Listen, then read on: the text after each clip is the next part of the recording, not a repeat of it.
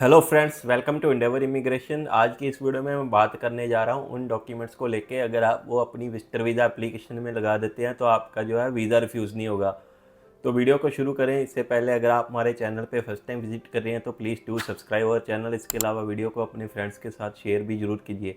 तो आइए वीडियो को शुरू करते हैं।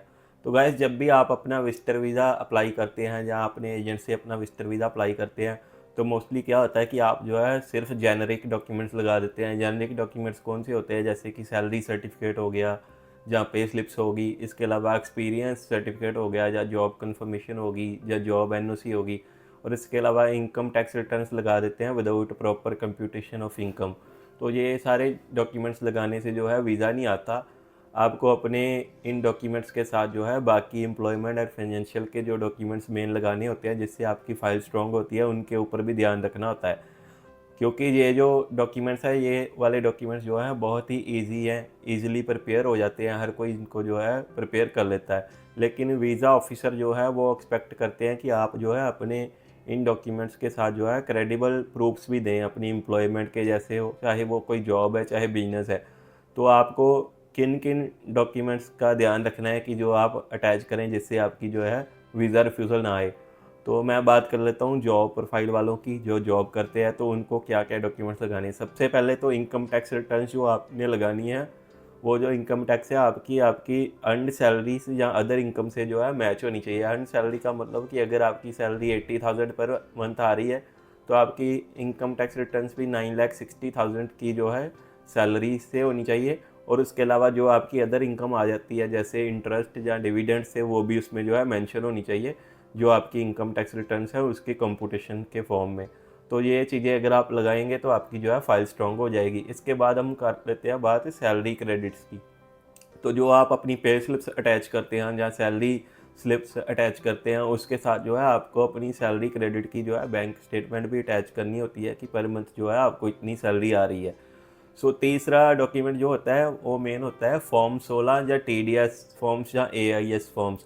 तो ये जो सारे फॉर्म्स होते हैं ये टैक्स डिडक्टेड एट सोर्स या टैक्स कलेक्टेड एट सोर्स के फॉर्म्स होते हैं, जिसमें फॉर्म 16 जो है आपको आपका एम्प्लॉयर प्रोवाइड करता है जब वो आपकी सैलरी डालता है, और जितना भी टैक्स डिडक्ट करता है वो सारा जो है इनकम टैक्स के डिपार्टमेंट पे शो होता है फॉर्म 16 के अंदर।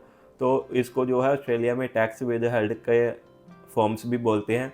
तो आपको इन बातों का भी ध्यान रखना है कि आप अपने टैक्स विद हेल्ड डॉक्यूमेंट्स जो कि फॉर्म 16 TDS या AIS भी साथ जो है अपनी वीज़ा फाइल के साथ अटैच करें। नेक्स्ट आ जाता है प्रोविडेंट फंड स्टेटमेंट, जिसको सुपर एनुएशन फंड्स भी बोलते हैं।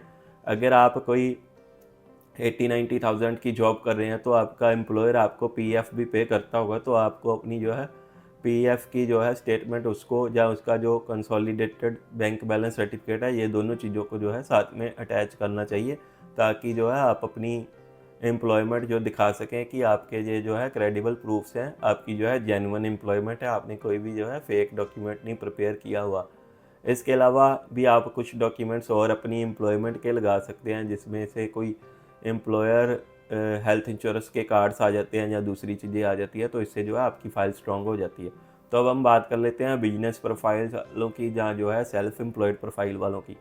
तो सेल्फ एम्प्लॉयड वाले क्या गलती करते हैं कि वो सिर्फ एक 2-2.5 साल की 2-3 साल की ITRs लगा देते हैं, जिसके साथ उन्होंने कोई भी प्रॉपर जस्टिफिकेशन नहीं दी होती, और साथ में जो है एक MSME सर्टिफिकेट लगा देते हैं जिसकी जो है ज़्यादा वैल्यू नहीं होती जब वीज़ा ऑफिसर जो है आपकी फ़ाइल को जो है असेस करते हैं। तो उसमें आपको क्या क्या डॉक्यूमेंट्स आप लगाने हैं, सबसे पहले तो आपको जो है करंट अकाउंट स्टेटमेंट लगानी है, जहाँ बिजनेस अकाउंट की स्टेटमेंट जो है आपको साथ में अटैच करनी है, जिसमें आपके जो है जो आप अपने क्लाइंट्स को सर्विसेज देते हो या गुड्स बेचते हो उसके जो है क्रेडिट्स हों, उसमें सारे डेबिट्स क्रेडिट्स हों कि आपके जो बिजनेस के एक्सपेंसेस भी उससे हो रहे हैं और इनकम भी उसमें आ रही है। उसके बाद आपको GST सर्टिफिकेट अटैच करना होता है। अगर आप गुड्स एंड सर्विसेज के लिए रजिस्टर्ड हो, आपने रजिस्टर करवाया हुआ है, तो आप जो है अपना GST का सर्टिफिकेट अटैच कर सकते हैं। इसके बाद आ जाती हैं GST रिटर्न्स। तो जो भी सेल्फ एम्प्लॉयड होते हैं या पार्टनरशिप फर्म वाले होते हैं या किसी कंपनी को ओन करते हैं, तो उनकी जो है GST की रिटर्न्स भी जाती हैं। वो डिपेंड करता है कि आपकी मंथली रिटर्न जाती है या क्वार्टरली रिटर्न जाती है, तो आपकी अपनी जो है GST रिटर्न्स भी साथ में अटैच कर सकते हैं। इसके अलावा उद्यम सर्टिफिकेट आ जाता है MSME। आप अलोंग विद जीएसटी आप जो है अपना एमएसएमई भी अटैच कर सकते हैं। इसके बाद अगर आपका कोई बिजनेस ऐसा है जिसमें कोई लाइसेंस की ज़रूरत होती है तो आप अपना जो है बिजनेस का लाइसेंस भी प्रोवाइड कर सकते हैं। जैसे हर बिजनेस के लिए कोई ना कोई लाइसेंस होता है, फूड वालों के लिए अलग है, इमिग्रेशन वालों के लिए अलग है, प्रोडक्शन वालों के लिए अलग है, मैन्युफैक्चरिंग वालों के लिए है, तो आप जो है वो लाइसेंस भी अटैच कर सकते हैं। इसके अलावा कुछ मेंबरशिप सर्टिफिकेट्स होते हैं बिजनेस के, आप वो साथ में अटैच कर सकते हैं। इसके अलावा आप अपनी सोशल मीडिया प्रेजेंस भी दिखा सकते हैं। अगर आपका जो बिजनेस है या कंपनी का पेज है वो सोशल मीडिया पे है, to show as a credible proof कि आपका जो बिजनेस है रनिंग में है। देन आ जाती है आपकी इंडिविजुअल आईटीआरस। तो जो भी आप अपनी आईटीआरस भरते हैं, चाहे वो आईटीआर फॉर्म नंबर 3 है या आईटीआर फॉर्म नंबर 4 है, तो उसमें जो आपकी इनकम आती है बिजनेस से, जो आप अपनी सैलरी अपने अकाउंट में क्रेडिट करते हो, जहाँ आपकी जो अदर इनकम है, वो सारी चीज़ें दिखा के जो है आप अपनी आईटीआरस भी साथ में आ सकते हैं विद प्रॉपर कंपटीशन। देन आ जाती है उन लोगों के लिए जिनकी सेल्फ एम्प्लॉयड फर्म नहीं है, वो पार्टनरशिप फर्म रन करते हैं या कोई कंपनी है, तो वो जो है अपनी फर्म की या कंपनी की जो है आईटीआरस वो भी अटैच कर सकते हैं साथ में with competition and balance sheet. तो आपको अपनी बिजनेस की बैलेंस शीट भी ज़रूर अटैच करनी चाहिए। ये भी जो है आपकी वीज़ा के चांसेस को जो है इंक्रीज़ करती है। इसके अलावा आप अपने बिजनेस की प्रॉफिट एंड लॉस स्टेटमेंट भी जो है साथ में अटैच कर सकते हैं, जो आपकी बैलेंस शीट के साथ ही आपका सीए जो है आपको प्रोवाइड कर देगा। So these are the documents for self employed persons, जहाँ जो बिजनेस प्रोफाइल वाले हैं। तो आपको इन डॉक्यूमेंट्स को अपने माइंड में रखना है जब भी आप जो है वह अपना वीज़ा एप्लीकेशन लगाते हैं या अपनी एप्लीकेशन लॉन्च करते हैं। तो इससे जो है आपका वीज़ा की एप्लीकेशन जो है स्ट्रॉन्ग हो जाती है।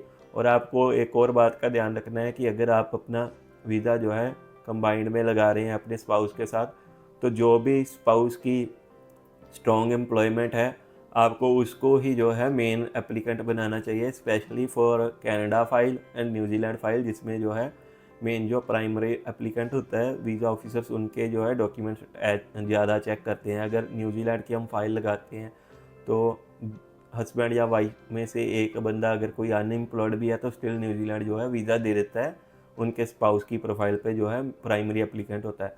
तो जिसके भी ज़्यादा डॉक्यूमेंट्स है उसको जो है आप मेन प्राइमरी एप्लीकेंट बना सकते हैं, चाहे वो मेल है चाहे फीमेल है। आपको इस चीज़ को नहीं देखना कि हस्बैंड को ही मेन एप्लीकेंट बनना है। अगर वाइफ की स्ट्रॉन्ग प्रोफाइल है, मान लो कोई गवर्नमेंट जॉब वाले हैं या कोई अच्छी उनकी एमएनसी में जॉब है, तो आप अपने वाइफ को मेन एप्लीकेंट बना सकते हैं। अगर हस्बैंड की अच्छी इनकम है तो आप जो है अपने हस्बैंड को जो है मेन एप्लीकेंट बना सकते हैं। तो इन चीज़ों का भी आपको ध्यान रखना है कि मेन एप्लीकेंट किसको बनाया जा सकता है, जिससे आपकी जो है फाइल स्ट्रॉन्ग हो सके।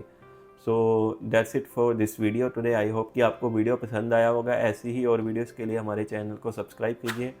और अगर आपको प्रोफेशनल हेल्प चाहिए अपना वीज़ा अप्लाई करने के लिए, तो आप इंडेवर इमिग्रेशन की टीम को जो है कॉन्टैक्ट कर सकते हैं। Thanks for watching this video. See you in the next video.